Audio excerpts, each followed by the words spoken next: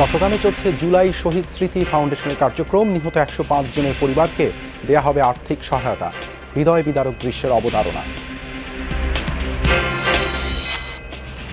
পঞ্চগড়ে বিএসএফ এর গুলিতে নিহত বাংলাদেশির মরদেহ এখনো মর্গে। ময়নাতদন্তের পর পরিবারের কাছে হস্তান্তর করা হবে। সিরিজে সমতা আনার মিশনে আজ দুপুরে আবারও আয়ারল্যান্ডকে আতিথ্য দেবে বাংলাদেশ নারী দল। জয় পেতে ব্যাটিং বোলিং দুই ডিপার্টমেন্টে উন্নতি প্রয়োজন।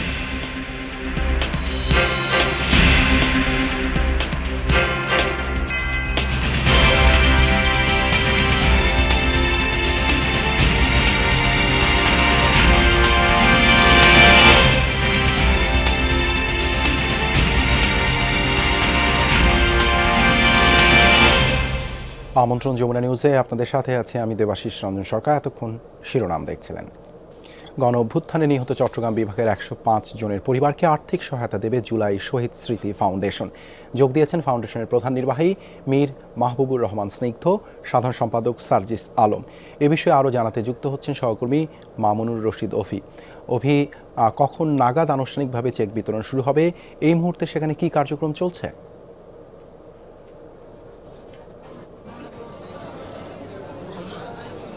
দেবাশিস, কিছুক্ষণের মধ্যেই কিন্তু শহীদ পরিবারদের মাঝে কিন্তু চেক বিতরণ অনুষ্ঠানটি আনুষ্ঠানিকভাবে শুরু হবে এবং আমরা দেখেছি চট্টগ্রাম বিভাগের অন্তত ১০৫টি পরিবার কিন্তু এখানে রেজিস্ট্রেশন করেছেন। মূলত জুলাই শহীদ স্মৃতি ফাউন্ডেশন পক্ষ থেকে কিন্তু এই আর্থিক সহায়তা এবং তাদেরকে প্রদান করা হবে। যদিও আসলে আমরা দেখেছি চট্টগ্রামের নোয়াখালী, মিরসরাই সহ বিভিন্ন জায়গা থেকে কিন্তু পরিবারের সদস্যরা এসেছেন এবং আমরা শহীদ পরিবারের সাথে কথা বলেছি এবং তারা বলছিলেন যে একেবারে এখানে পুরো অডিটোরিয়াম জুড়ে কিন্তু একেবারে আবেগঘন পরিবেশ তৈরি হয়েছে। কেউ তাদের সন্তানদেরকে হারিয়েছেন, কেউ ভাই এবং কেউ নিজের স্বামীকে হারিয়েছেন এবং বলা যায় একেবারে তারা তাদের সন্তানদেরকে হারিয়ে আবেগ আপ্লুত এবং তাদের যেই সন্তানদের সাথে ভাইয়ের সাথে যে বিভিন্ন স্মৃতিচারণ সেগুলো আসলে আমাদেরকে বলছিলেন এবং বলছিলেন যে আসলে তাদের ছেলেদেরকে নিয়ে, ভাইদেরকে নিয়ে যে স্বপ্ন ছিল সেই স্বপ্ন একেবারেই ধূলিসাৎ হয়ে গেছে এবং জুলাই আগস্টে তারা যারা নিহত হয়েছেন এবং বলছিলেন যে সেই আন্দোলনে অনেকেই বিভিন্নভাবে সহযোগিতা করেছেন। কেউ আন্দোলনে সরাসরি অংশগ্রহণ করেছেন, কেউ শিক্ষার্থীদেরকে পানি থেকে শুরু করে হসপিটালে নিয়ে যাওয়া আসা যাওয়ার ক্ষেত্রে যে ধরনের সহযোগিতা করা দরকার প্রত্যেকে কিন্তু এই কোনো না কোনোভাবে এই আগস্টে অর্থাৎ যে আন্দোলন হয়েছিল সেই আন্দোলনের সাথে তারা জড়িত ছিলেন এবং আমরা দেখেছি পরিবারের পক্ষ থেকে তারা বলছিলেন যে যারা আসলে তাদের সন্তানদেরকে অর্থাৎ দেশের জন্য যারা জীবন একেবারে উৎসর্গ করে দিয়েছেন আগামী দিনের বাংলাদেশ যেন একেবারেই নতুন বাংলাদেশ বিনির্মাণ হয়ে এবং মানুষের জন্য যেন সবকিছু নতুন করে তৈরি করা হয় সেই বিষয়গুলো কিন্তু পরিবারের পক্ষ থেকে বলা হচ্ছে এবং বিশেষ করে মায়েরা বাবারা তাদের যে সন্তানদেরকে হারিয়ে এবং বলছিলেন যেই ছেলেরা তাদের বাংলাদেশের জন্য জীবন দিয়েছেন এবং তারা আসলে বিষয়টি একেবারেই গর্বের সঙ্গে তারা বিষয়টি দেখছেন। ধন্যবাদ অভিযুক্ত হবার জন্য। পঞ্চগড়ে বিএসএফ এর গুলিতে নিহত আনোয়ার হোসেনের মরদেহ এখনও মর্গে। ময়নাতদন্ত শেষে আজই পরিবারের কাছে হস্তান্তর করা হবে। শুক্রবার ভোরে সদর উপজেলার হাড়িভাষা ইউনিয়নের মমিনপাড়া সীমান্তে বিএসএফ এর গুলিতে প্রাণ হারান আনোয়ার হোসেন। পরে তার মরদেহ ওপারে নিয়ে যায় বিএসএফ সদস্যরা। পতাকা বৈঠকের পর আনোয়ারের মরদেহ বিজিবির কাছে হস্তান্তর করা হয়। তা নিয়ে আসা হয় সদর থানায়। এরপর ময়নাতদন্তের জন্য পাঠানো হয় মর্গে। আজ ময়নাতদন্ত শেষে আনোয়ারের মরদেহ পরিবারের কাছে হস্তান্তর করা হবে। এরপর জানাজা শেষে দাফন করা হবে। আওয়ামী লীগের নির্বাচনে থাকা না থাকার ফয়সালা হবে রাজনীতির মাঠে অথবা আইনি লড়াইয়ে। তবে সুষ্ঠু ও প্রতিযোগিতামূলক নির্বাচন আয়োজনে বদ্ধপরিকর কমিশন। সহকর্মী লাভলি বিথির সাথে আলাপে এসব কথা বলেছেন সিএসি AMM নাসির উদ্দিন। তিনি বলেন, কারো চেহারা বা দল দেখে বিশেষ সুবিধা দেয়া হবে না।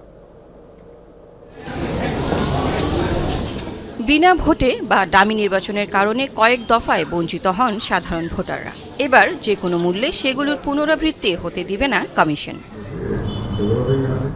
গত 3টি নির্বাচনে ফল ঘোষণার আগেই জয়ী হয়ে যায় আওয়ামী লীগ। সবশেষ জুলাইয়ের গণ অভ্যুত্থানে গণহত্যার অভিযোগ নিয়ে ক্ষমতাচ্যুত হয় দলটি। নিবন্ধিত এ দলটিকে বাদ দেয়া না দেওয়ার বিষয়ে কি ভাবছে ইসি, অথবা তাদের অংশগ্রহণের সম্ভাবনা কেমন দেখছেন তারা? আওয়ামী লীগকে আনা বা না আনা ব্যাপারে একটা রাজনৈতিকভাবে একটা ফয়সালা হবে। আমাদের তরফ থেকে আমরা এখনো ওই বিষয়ে কোনো প্রিমেচিউর কোনো কমেন্ট আমরা করতে চাই না যে আওয়ামী লীগকে আনবো কে আনবো না, এটা নয়। এটা কারণ বিতর্ক চলছে, বিতর্কটা শেষ হোক, কোথায় ফয়সালা হয় একটু দেখি। আর যদি কেউ কোর্ট টোর্টে গেছে শুনতেছি যে কোর্টে যেটা রায় যদি আসে সেটাও তো অপেক্ষা করতে হবে আমাদের। আওয়ামী লীগের পতনে বড় ভূমিকা শিক্ষার্থীদের। এখন তারা নাগরিক কমিটি, বৈষম্য বিরোধী ছাত্র আন্দোলন সহ বিভিন্ন ব্যানারে সক্রিয়। শোনা যাচ্ছে রাজনৈতিক দল গঠনের কথা, তবে কোনো দলকেই বিশেষ চোখে দেখা হবে না। কারোর জন্য স্পেশাল বেনিফিট নয়। আমরাও একদম যেই আসুক, যেই রাজনৈতিক দল করুক, আমি তো মনে করি ওইটাই স্পেশাল ফেভার। আমি যদি ফেয়ার ইলেকশন দিতে পারি, জনগণ যদি যাদেরকে সাপোর্ট করে, জনগণ যদি তাকে যদি ভোট দিতে পারে, এটাই তো স্পেশাল ফেভার। আগে তো ওই ফেভারটাই পায় না মানুষ। নতুন কমিশন দায়িত্বকে চ্যালেঞ্জ হিসেবে নয়, সুযোগ হিসেবে দেখছে।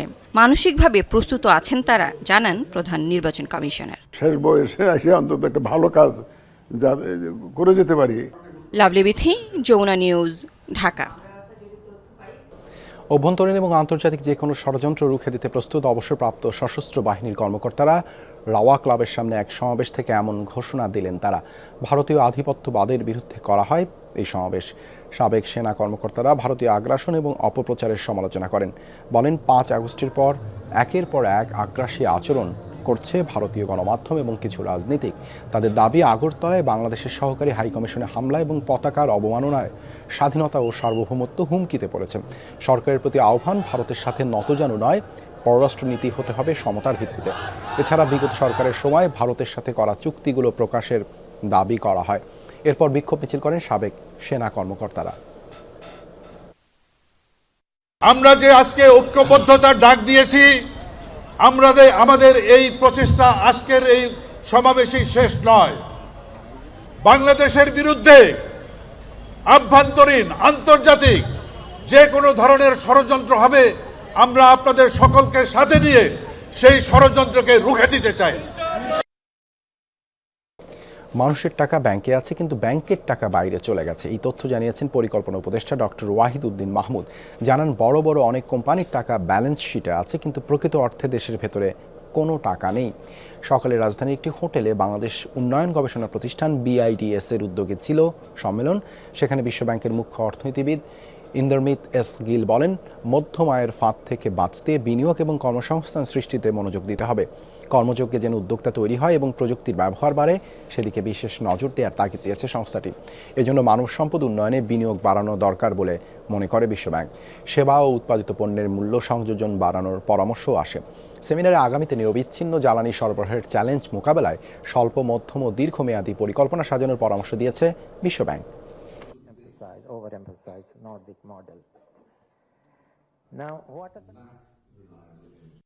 ব্যাংকগুলোর এই মানুষের টাকা, এগুলোর জন্য রিসোর্স দরকার।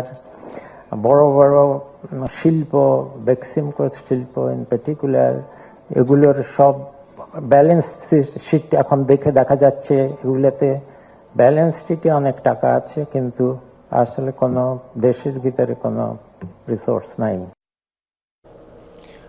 সরকার ভোটের রোডম্যাপ ঘোষণা করলে মানুষ নির্বাচনমুখী হবে, তখন আর কোনো ষড়যন্ত্র পাত্তা পাবে না, এমনটাই দাবি বিএনপির স্থায়ী কমিটির সদস্য ডক্টর খন্দকার মোশাররফ হোসেনের। 8 দলের ভাইস চেয়ারম্যান শামসুজ্জামান দুদুর অভিযোগ, সুষ্ঠু নির্বাচনের প্রচেষ্টা ভণ্ডুল করতেই ষড়যন্ত্রে নেমেছে ভারত। আজকে আমাদেরও যুক্তি যে যদি দেশে নির্বাচনের রোডম্যাপ ঘোষণা করা হয়, তাহলে জনগণ নির্বাচনের প্রতি তারা মুখী হয়ে যাবে, নির্বাচনমুখী। আর নির্বাচনমুখী হয়ে গেলে আমার বিশ্বাস আজকে যে ছোটখাটো ষড়যন্ত্র করার চেষ্টা করা হচ্ছে, এই ষড়যন্ত্র জনগণের কাছে পাত্তা পাবে না, জনগণ নির্বাচনমুখী হয়ে যাবে। GPH কোয়ান্টাম B600TR বাংলাদেশের উচ্চ শক্তি সম্পন্ন একমাত্র রড। বাংলাদেশ আয়ারল্যান্ড নারী T20 সিরিজের খবর। সিরিজে ঘুরে দাঁড়ানোর লক্ষ্যে আজ আইরিশদের বিপক্ষে দ্বিতীয় T20-তে মাঠে নামবে টাইগ্রেসরা। সিলেটে ম্যাচটি শুরু হবে দুপুর 2টায়। প্রথম ম্যাচে আশা জায়গিয়েও হারতে হয়েছে বাংলাদেশকে। 170 রানের টার্গেটে নেমে 100 রানের রেকর্ড জুটির পরও জিততে পারেনি নিগার সুলতানা জ্যোতির দল।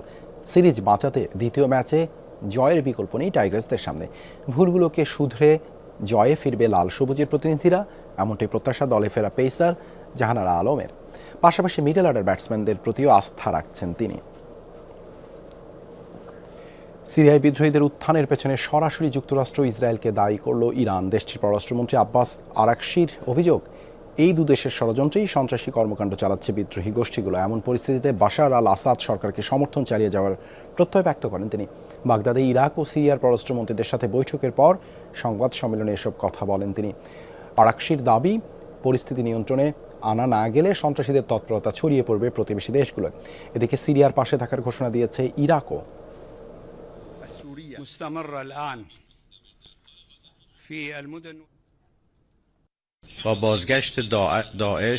সন্ত্রাসী গোষ্ঠীগুলোর বিরুদ্ধে সিরিয়ার সরকার ও জনগণের লড়াইয়ে আমাদের পূর্ণ সমর্থন রয়েছে। সন্দেহাতীতভাবে আমেরিকা ইহুদি শাসক গোষ্ঠীর ষড়যন্ত্রের অংশ এই হামলা। সন্ত্রাসীদের কর্মকাণ্ড শুধু সিরিয়াতেই সীমাবদ্ধ থাকবে না, আশপাশে প্রতিবেশী দেশগুলোতেও ছড়িয়ে পড়বে। সিরিয়ার শহরগুলোতে যে সশস্ত্র হামলা চলছে, ইরাক তার নিন্দা জানায়। জাতিসংঘের সিদ্ধান্ত অনুযায়ী এসব গোষ্ঠী সন্ত্রাসী হিসেবে আন্তর্জাতিকভাবে স্বীকৃত। বিশ্বের যে কোনো প্রান্তেই সন্ত্রাসী কর্মকাণ্ডের নিন্দা জানাই আমরা। ইরাক এর সবচেয়ে বড় ভুক্তভোগী। সিরিয়ায় পরিস্থিতি পর্যবেক্ষণ করছে তুরস্ক, এমন দাবি করলেন দেশটির প্রেসিডেন্ট রিসেপ তাইয়েপ এরদোগান। শুক্রবার তিনি বলেন, চলমান সংকট নিয়ে আলোচনার জন্য সিরীয় প্রেসিডেন্টকে ফোন করা হলেও তিনি ইতিবাচক সাড়া দেননি। ইদলিব, হামা, হোমসের পর বিদ্রোহীদের টার্গেট দামেস্ক। আমরা গোয়েন্দা চ্যানেল ও মিডিয়ার মাধ্যমে তথ্য পাচ্ছি যে তাদের অগ্রগতি অব্যাহত রয়েছে। আমরা সিরিয়ার প্রেসিডেন্টকে ফোন করেছিলাম, দেশটির ভবিষ্যৎ নিয়ে সিদ্ধান্ত নিতে আলোচনার আহ্বান জানিয়েছিলাম, কিন্তু ইতিবাচক সাড়া পাইনি। চলো হাঁটি, নিজেকে সুস্থ রাখি, এই প্রতিবাদে রাজধানীতে হয়ে গেল ওয়াকাথন 2024। লেটস ওয়াক নামের একটি সংগঠনের ব্যানারে উত্তরা 3 নম্বর সেক্টরে মুগ্ধ মঞ্চ থেকে শুরু হয়ে দিয়াবাড়িতে শেষ হয় এই কর্মসূচি, যাতে অংশ নেন প্রায় 250 মানুষ। প্রধান অতিথি হিসেবে ছিলেন অর্থনীতিবিদ হোসেন জিল্লুর রহমান। আয়োজকরা বলছেন, নিজেকে সুস্থ রাখতে হাঁটার বিকল্প নেই। কেউ যদি প্রতিনিয়ত হাঁটার অভ্যাস করে তাহলে বহু রোগবালাই থেকে মুক্তি পাবে, কমবে হাসপাতালে যাওয়ার প্রবণতা, সেই সাথে মানুষের মনও প্রফুল্ল থাকবে। রাজধানীর বিভিন্ন এলাকায় এই ধরনের ওয়াকাথন কর্মসূচির পরিকল্পনা আছে, জানান আয়োজকরা। আমরা যদি রেগুলার নিয়মিত হাঁটি, তো এই হাঁটাটা আমাদের বিভিন্ন ধরনের রোগবালাই থেকে মুক্তি দিবে। 60 বছর বয়স চলছে, 60 বছর প্লাস আমি। অনেকে হয়তো বিশ্বাস করবেন আমার বয়স এত হয়েছে, বাট এটাই সত্যি। হাঁটাহাঁটির মাধ্যমে আমরা যে নন কমিউনিকেবল ডিজিজ প্রিভেন্ট করতে পারি, আমাদের ইমিউনিটি বাড়াতে পারি, শরীর মনকে চাঙ্গা রাখতে পারি। চলো হাঁটি আমার মনে হচ্ছে চমৎকার একটা উদ্যোগ, এবং এই মানসিকতা যে আমরা যে কোনো মুহূর্তে যে কোনো জায়গায় হাঁটার চেষ্টা করব, এটাই কিন্তু শারীরিক সক্ষমতা অর্জনের অন্যতম একটা প্রয়োজন। নারী সচেতনতা বৃদ্ধিতে ওয়াকাথন কর্মসূচি পালন করল আন্তর্জাতিক সংগঠন জোনটা ইন্টারন্যাশনাল। সকালে রমনা পার্কে পালন করা হয় এই কর্মসূচি।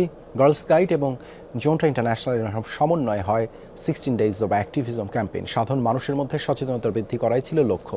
নারী শিক্ষার হার বৃদ্ধি, বাল্যবিবাহ বন্ধ এবং নারী নির্যাতনের বিরুদ্ধে সচেতনতা গড়ে তোলার বার্তা দেওয়া হয় এই কর্মসূচিতে। সেই সাথে লিঙ্গ সমতা নিয়েও সাধারণ মানুষের মধ্যে সচেতনতা বৃদ্ধির বার্তা দেওয়া হয়। 25 নভেম্বর থেকে শুরু হয় এই কর্মসূচি, চলবে 10 ডিসেম্বর পর্যন্ত। আমরা বাল্যবিবাহকে না বলছি, আমরা সমান শিক্ষা চাচ্ছি মেয়েদের জন্য, আমরা নারী নির্যাতন বন্ধ করতে চাচ্ছি এবং ডিসিশন মেকিংয়ের পজিশনে আমরা থাকতে চাচ্ছি। আমরা চাচ্ছি ছেলেদের সাথে তাল মিলিয়ে চলতে, তাদেরকে পাশে রেখে, কিন্তু আমি মনে করি ইন্টেলেকচুয়ালি আমরা কিন্তু সমান হতে পারি। এই ছিল যমুনা নিউজে এতক্ষণ সাথে থাকার জন্য ধন্যবাদ সবাইকে।